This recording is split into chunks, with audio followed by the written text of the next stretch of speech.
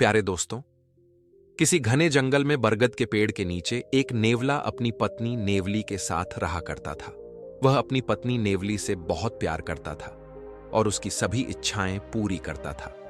लेकिन प्यारे दोस्तों, नेवला बहुत ही सीधा और शांत स्वभाव का था, पर नेवले की पत्नी बहुत ही चालाक थी। एक दिन नेवले की पत्नी ने नेवले से कहा, हे स्वामी, प्रतिदिन एक जैसा भोजन खाते खाते मन भर चुका है, इसलिए आज आप भोजन में कुछ स्वादिष्ट ही लाना। इतना सुनकर नेवला अपनी पत्नी के कहे अनुसार भोजन की तलाश में जंगल की ओर निकल जाता है। बहुत समय तक इधर उधर तलाश करने के बाद भी जब उसे कहीं स्वादिष्ट भोजन नहीं मिला तो वह थक कर एक तालाब के किनारे बैठ गया। उसे यह समझ नहीं आ रहा था कि वह अपनी पत्नी के लिए स्वादिष्ट भोजन में क्या ले जाए। तभी वहां एक खरगोश पानी पीने के लिए तालाब के किनारे आया, और जब वह पानी पीकर वहां से जाने लगा तो उसकी नजर तालाब किनारे उदास बैठे नेवले पर पड़ी।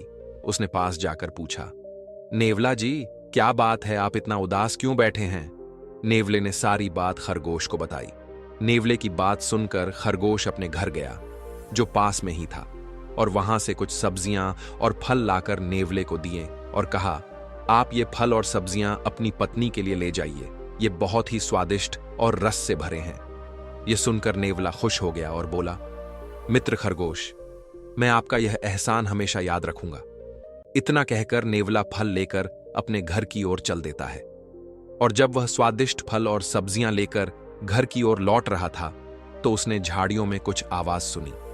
जब उसने वहां जाकर देखा तो वह चौंक गया। उसने देखा कि उसकी पत्नी नेवली किसी और नेवले से हंस हंस कर बातें कर रही थी। नेवला चुपचाप घर चला जाता है, और जब उसकी पत्नी नेवली घर लौटकर आती है तो नेवले ने पूछा, कहां थीं आप? मैं बहुत देर से आपकी प्रतीक्षा कर रहा था। इस पर नेवली ने कहा, अरे स्वामी, वो मैं अपनी एक सहेली से मिलने गई थी। यह सुनकर नेवला बहुत उदास हो गया, लेकिन नेवली को इससे कोई फर्क नहीं पड़ा, बल्कि वह तो स्वादिष्ट और रसदार फलों को देखकर एकदम से खुश हो जाती है और बड़े ही चाव से सारा भोजन चट करने के बाद कहती है, स्वामी, मजा आ गया। मेरी इच्छा है कि आप कल भी ऐसे ही स्वादिष्ट फल और सब्जियां लेकर आएं। इतना कहकर नेवली सोने चली गई, लेकिन नेवले को रात भर नींद नहीं आई। प्यारे दोस्तों, नेवला रात भर सोचता रहा कि उसकी पत्नी ने उससे झूठ क्यों कहा। सुबह हुई तो नेवला अपने मित्र खरगोश से मिला और बड़े ही दुख के साथ उसे सारी घटना बताई। तब खरगोश बोला, मित्र, क्या जमाना आ गया है। मैं तो सोचता था कि मनुष्य ही अपने स्वार्थ के लिए धोखा देता है और अपने चरित्र में दाग लगाने से पहले एक बार भी नहीं सोचता, लेकिन अब तो ऐसा लगता है कि इस संसार में कोई भी भरोसे के योग्य नहीं रह गया है। प्यारे दोस्तों, नेवला बहुत ही भोला था। उसने कहा, मित्र खरगोश, धोखा? कैसा धोखा? मैं समझा नहीं। इस पर खरगोश बोला, मित्र, तुम बहुत भोले हो। मैं तुम्हें यह बात एक स्वार्थी मनुष्य की कहानी के माध्यम से समझाता हूं, जिसने अपने स्वार्थ को पूरा करने के लिए अपना चरित्र और विश्वास दांव पर लगा दिया। लेकिन मेरा अनुरोध है कि तुम कहानी अंत तक ध्यान से सुनना। नेवला बोला, ठीक है मित्र खरगोश, आप कहानी सुनाइए। तब खरगोश कहानी सुनाते हुए कहता है, मित्र, बहुत समय पहले की बात है। एक गांव जो कि नदी के किनारे बसा हुआ था, उस गांव में एक बहुत ही दयावान राजा रहते थे और उनकी 2 रानियां थीं। राजा अपनी रानियों से बहुत घनिष्ठ प्रेम करते थे, और एक दिन राजा के राजमहल में बड़ी रानी को एक बेटा पैदा होता है। इसी खुशी में राजा ने अपने दरबार में नृत्य सम्मेलन का आयोजन किया, और इस नृत्य सम्मेलन में आसपास के गांव से भी कुछ लड़कियां भाग लेती हैं। शाम का समय था और नृत्य कला का आयोजन शुरू हो चुका था, और तभी राजा की नजर अचानक से एक सुंदर स्त्री पर पड़ती है, जिसका नृत्य देखकर राजा उस पर मोहित हो जाता है। फिर राजा मंत्री को कहकर अपने विवाह का प्रस्ताव उस स्त्री के सामने पेश करवाता है, लेकिन वह स्त्री इस प्रस्ताव को सुनकर आश्चर्यचकित हो जाती है। वह उस मंत्री से कहती है, मुझे कुछ वक्त दीजिए, मैं सोचकर बताती हूं। थोड़े समय के बाद वह स्त्री शादी के लिए तैयार हो जाती है, और फिर कुछ दिनों के बाद राजा उस स्त्री से शादी कर लेता है। इस तरह अब राजा की 3 रानियां हो जाती हैं। कुछ सालों के बाद सबसे छोटी वाली रानी के 2 पुत्र होते हैं। इस तरह बड़ी वाली रानी के एक पुत्र और नई रानी के 2 पुत्र थे, लेकिन मंझली वाली रानी का कोई पुत्र नहीं था, क्योंकि उसके नसीब में संतान प्राप्ति नहीं थी। धीरे धीरे समय बीतता गया और राजा के तीनों पुत्र अब बड़े हो गए थे। प्यारे दोस्तों, आप जानते ही हैं कि राजा महाराजाओं का यह शौक हुआ करता था जंगल में शिकार का खेल खेलने का। तो जो राजा के 3 बेटे थे, उनमें से बड़ा बेटा एक दिन अपने घोड़े पर सवार होकर जंगल में शिकार करने के लिए गया। जंगल में शिकार खेलते खेलते पूरा दिन बीत गया, परंतु उसके हाथ एक भी शिकार नहीं लगा। उसने एक भी हिरण को नहीं मारा। लेकिन तभी अचानक से सामने एक बहुत ही घने जंगल से एक पागल इंसान निकल कर आया। उसने बहुत ही अजीब से फटे कपड़े पहने हुए थे और उसका व्यवहार भी थोड़ा अजीब सा था। साथ ही वह खाने के तलाश में इधर उधर भटक रहा था और कंधे पर तोता बैठा हुआ था। उस इंसान और तोते के बीच में बहुत गहरी दोस्ती थी, क्योंकि वह तोता ही अब उसका सहारा था। फिर वह राजकुमार जो शिकार करने आए थे, उस पागल व्यक्ति के पास जाते हैं और पूछते हैं, आप कौन हो? तुम यहां जंगल में क्यों भटक रहे हो? लेकिन वह पागल व्यक्ति कुछ नहीं बोला, क्योंकि वह खाने के तलाश में था और उसे बहुत तेज भूख लगी हुई थी। इतने में राजकुमार अपने थैले में से कुछ पुएं निकालकर उस पागल व्यक्ति को देते हैं। भूखा व्यक्ति पुएं को देखते ही लपक कर खाने लगता है। इतने में ही राजकुमार उस पागल व्यक्ति से पूछते हैं, आखिर तुम कौन हो और इस घने जंगल में अकेले क्यों भटक रहे हो?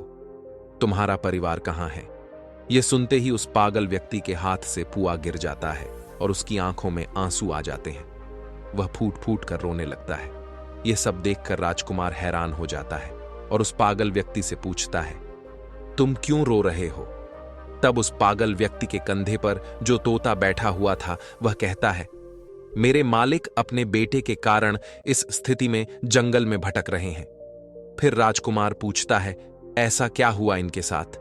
तब तोता कहता है, इनके पास वाले नगर में एक लड़की है जिसका पिता एक राजा है। वह अपनी बेटी की शादी करवाना चाहता है और वह लड़की भी शादी करने के लिए तैयार है, लेकिन उसकी एक शर्त है कि वह उस इंसान से शादी करेगी जो उसके एक प्रश्न का उत्तर दे सके। इसलिए जो कोई शादी की इच्छा लेकर उसके पास में जाता है, वह उससे एक सवाल पूछती है, और अगर कोई व्यक्ति उस सवाल का उत्तर दे देता है तो वह उसके साथ विवाह कर लेगी, और अगर सवाल का उत्तर नहीं दे पाता तो उसका शीश काट देती है। इसी चक्कर में इनका एक पुत्र था जो उस स्त्री द्वारा मारा गया, और मेरे मालिक यह सदमा बर्दाश्त नहीं कर पाए और अपना मानसिक संतुलन खो बैठे। इसी वजह से इनका राज्य भी अब उस स्त्री के कब्जे में है। इतनी बात होते ही वह व्यक्ति वहां से चला जाता है, और यह सारी बात सुनकर राजकुमार के दिल और दिमाग में उस राजकुमारी वाली बात बैठ जाती है, और वापस शिकार पर से महल की तरफ लौटते समय भी पूरे रास्ते उसी राजकुमारी का ख्याल राजकुमार के दिमाग में चल रहा था।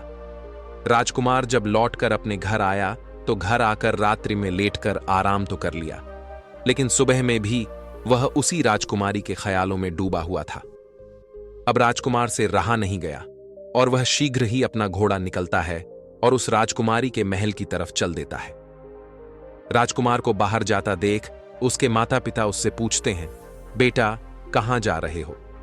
तब राजकुमार कहता है, हमारे बगल वाले राज्य में एक राजकुमारी रहती है और वह विवाह करना चाहती है, परंतु उस राजकुमारी का यह कहना है कि उसका कोई प्रश्न है और जो कोई उसके प्रश्न का उत्तर दे देगा वह उसके साथ विवाह कर लेगी, और जो नहीं दे पाता उसका सिर कटवा देती है। अब तक उसके चक्कर में कई लोग मारे गए हैं और कई राज्यों को उस स्त्री ने अपने कब्जे में ले रखा है। यह सुनकर राजकुमार के माता पिता ने राजकुमार को बहुत रोकने की कोशिश की, परंतु राजकुमार ने उनकी एक भी नहीं सुनी और राजकुमारी के महल की ओर निकल जाता है।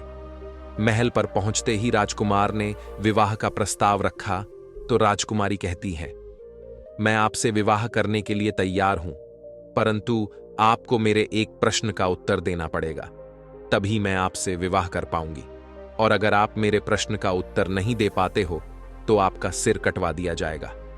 राजकुमार ने इस शर्त को स्वीकार कर लिया और बोला, राजकुमारी पूछिए आपका क्या प्रश्न है? मैं आपके प्रश्न का उत्तर देने के लिए तैयार हूं। फिर राजकुमारी अपना वह एक प्रश्न पूछती है जो अभी तक कई लोगों से पूछते आ रही थी। प्यारे दोस्तों, जब राजकुमारी ने प्रश्न पूछा तो वह राजकुमार देखता रह गया, और जब उत्तर नहीं आया तो राजकुमार का सिर कटवा दिया गया। दोस्तों, ऐसा कौन सा प्रश्न था जो राजकुमारी पूछती थी लेकिन कोई भी उसके प्रश्न का जवाब नहीं दे पाता था? इसके बारे में आपको आगे कहानी में पता चलेगा कि राजकुमारी ऐसा क्या पूछती थी और ऐसा क्यों करती थी कि जो भी राजकुमारी से शादी करना चाहता था उससे वही एक सा प्रश्न पूछा करती और उत्तर न मिलने पर उसका सर कटवा देती।